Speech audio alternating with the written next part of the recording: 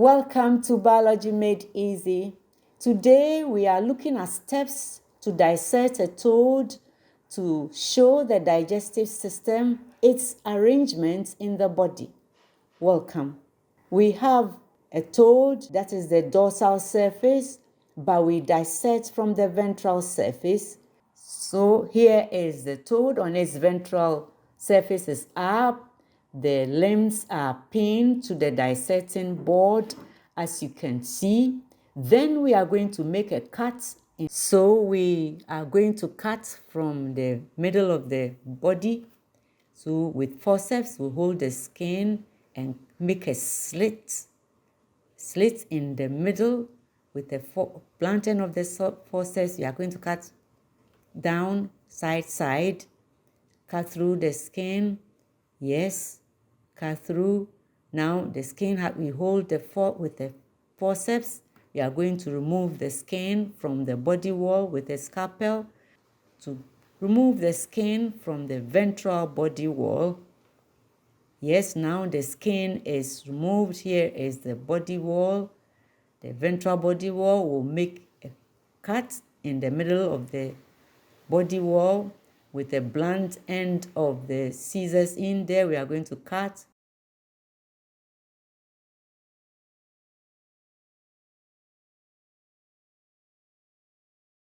The body cavity as like this. So here the abdominopelvic cavity is exposed. Now this is the digestive system. It's been arranged like this. You have the stomach here.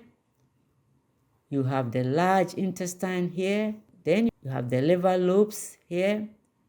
These blackish things are ovary with eggs in it.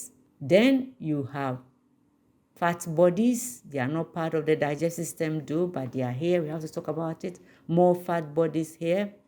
Well, here is the same structure. It's showing you how the digestive system have been arranged in situ, undisturbed. Here is the small intestine packed in this place. The large intestine here. Then you have the stomach line here. You have this large intestine. If you lift it, you lift the large intestine, you will see the connection. That's the large intestine. Here is the connection between the large intestine and the small intestine. You wouldn't see it when the large intestine is not lifted, but when you lift it, you see the connection. This is the large intestine here, the connection, and the small intestines, that connection is hidden. All right, and here you see the small intestine and the large intestine. Here you have the large intestine. You can see the colon. You can see this part is the rectum. This part is the cloacal chamber. Yes, this cloacal chamber will lead into the cloacal aperture. You will see it in another video soon. So we have this same arrangement. That is how it is in natural, in situ. The stomach is there, the duodenum is somewhere there. Now you see that the small intestines pass down there to get placed in this side of the body.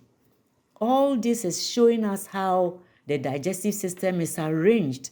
This small intestine, the attachment to the large intestine, you don't see it until the large intestine, this one, is lifted. All right? But then you can see here, you still see that this is the arrangement in situ, undisturbed. The stomach is here. This and the small intestine, the duodenum will be passing under here, pass under here and go and be arranged beneath the large intestine. The connection you can't see unless the large intestine is lifted. Now, that's the large intestine. It will go down there as cloacal chamber and come out of the body as the cloacal aperture. Will see it.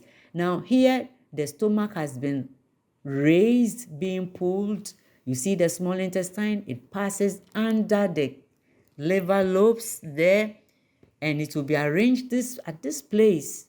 All right, so we can see how the intestines are arranged. Now we are going to see how the connections of the stomach, the esophagus, the small intestines, how they are connected.